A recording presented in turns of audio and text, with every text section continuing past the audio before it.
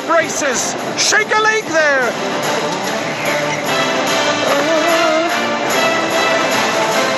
Paul, what's behind this storm, do you reckon?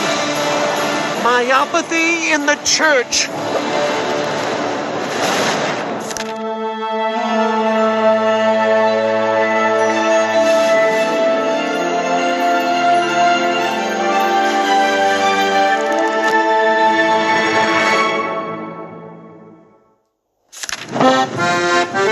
Like a ship at sea in a storm, there's trouble brewing in the church.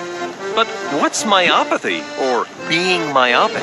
Well, an optometrist would say it's being nearsighted. But here, we mean the inability of some people to see the bigger picture. Yes, in this case, some Jewish Christian converts are still so focused on following the Old Testament prophets that they don't see the big picture. That all of the prophets are actually pointing to Jesus, and only He can get us to our final destination. You know, with so much persecution, it's tough to live life as a Christian. Hopefully, this epistle to the Hebrews can help get the church to calmer waters. Now, all of Paul's other letters are written to specific congregations or specific people, but this one is to Jewish Christians everywhere, and to us. But first, a quick note about where this letter came from. In the Bible, the Pauline epistles are in order of length, except for Hebrews, because ancient scholars weren't exactly certain who wrote it. It was the King James translators who actually added the words, the Epistle of Paul. See, for about 400 years after the resurrection of Jesus, scholars, theologians, and even politicians argued about what book should be included in the Bible. Thank heaven, Hebrews was included because it's so awesome and packed with very Paul-ish teachings. It's as if Paul and his helpers, with one epic scribe, got together to write the ultimate letter about who to focus on in our voyage back to God. In starting right at chapter 1, verse 1, Paul and crew kick things off explaining the relationship between God, Jesus, angels, and the prophets. God reveals important things to prophets, while angels have important jobs, but it's Jesus who sits in glory with the Father. Yes, it's Jesus who descended way, way, way down from his godly throne to complete the atonement and save mankind. He became like us to be merciful to us. He was tempted like us so He could comfort us. He suffered death so He could conquer it and take away the fear of it. He is the captain of our salvation.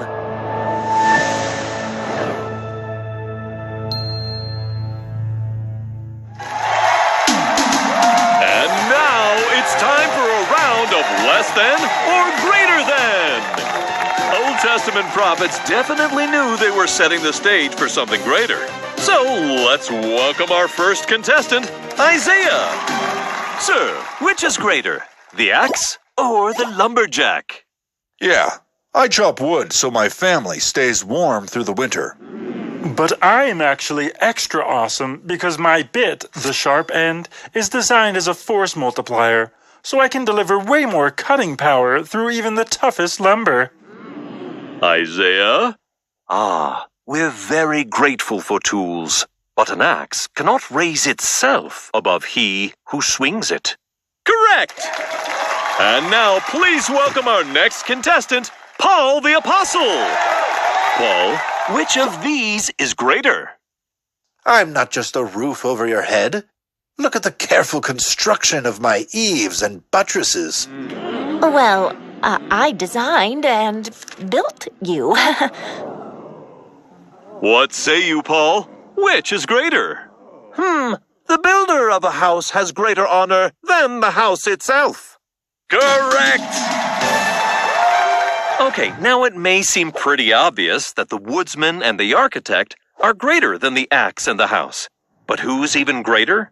How about the person who created the universe and everything in it? Yeah, God. But that can be easy to forget sometimes, especially when we see amazing things or meet an impressive person and forget that all good things come from God. Sure, we live in a world full of wonders, and they're God's wonders. and He wants us to be part of them, like tiny reflectors of His glory. But when we try to hold on to all that glory ourselves, ouch, we get burned. That's what Paul continues to teach over the next few chapters in Hebrews, giving examples of tremendous people and things that help us, and showing how a focus on Jesus is the greatest wind in our sails. For example, the Sabbath day of rest is great after a week of hard work, right? But it's also a symbol of the rest offered by the Son of God after a lifetime of hard work, which is infinitely greater. Or like the priests in Old Testament times who had the important job of performing sacrifices. But Jesus is the great high priest who offered himself as a sacrifice. And even today, there are so many wonderful people around us who serve and help us. But our greatest support is our direct connection to God through the Spirit and the teachings of Jesus Christ. Jesus, the greatest of all, descended from His throne divine to come to earth. And after completing the atonement, He is the author of our salvation. And He desperately wants to bring us back up with Him. And our job? Trust and obey the greatest of all. But what if another storm comes? No problem.